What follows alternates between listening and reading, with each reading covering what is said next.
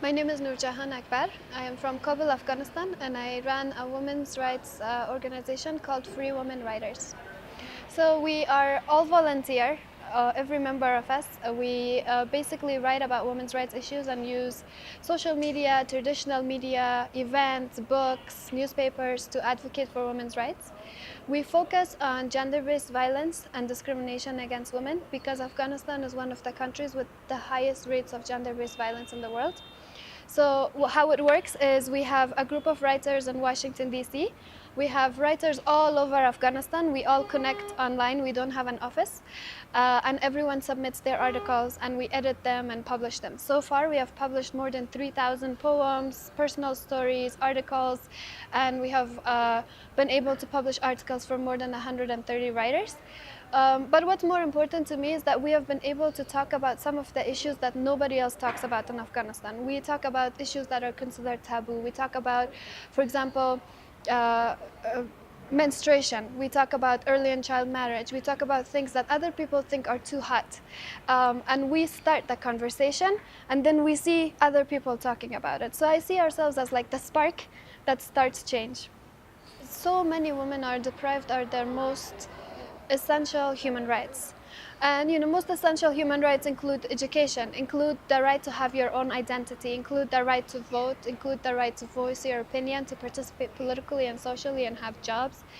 So the reality is that most women don't just face one kind of discrimination. They don't just face gender-based violence, or they don't just face poverty.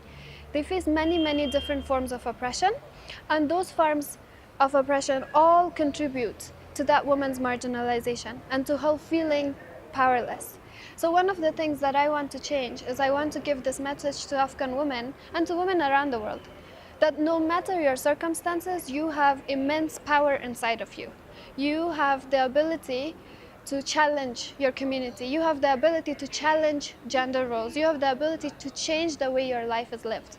And that's much easier said than done, right? Because if you're a woman who lives in poverty, or you have been forced into marriage, or you have been faced sexualized violence, of course you don't think you can do that. But I can say that you can, because I'm a child of war, I'm a child of poverty, I'm a child of discrimination and violence, and today I'm a leader.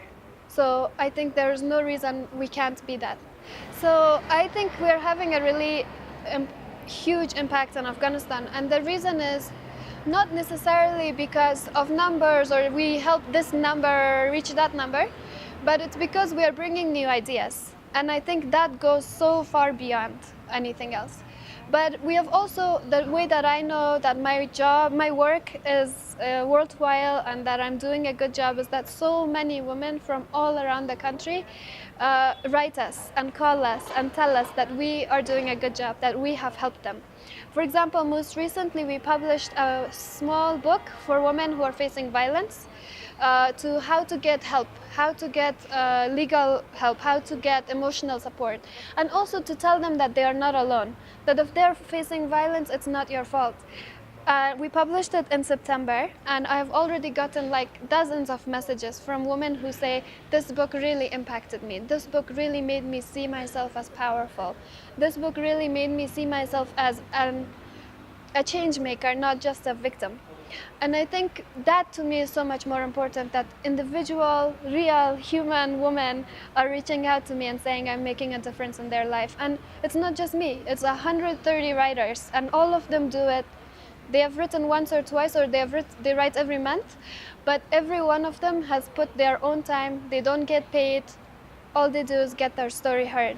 So our publication is largely focused on women, but the reality is that when women are empowered, it helps everyone in their communities.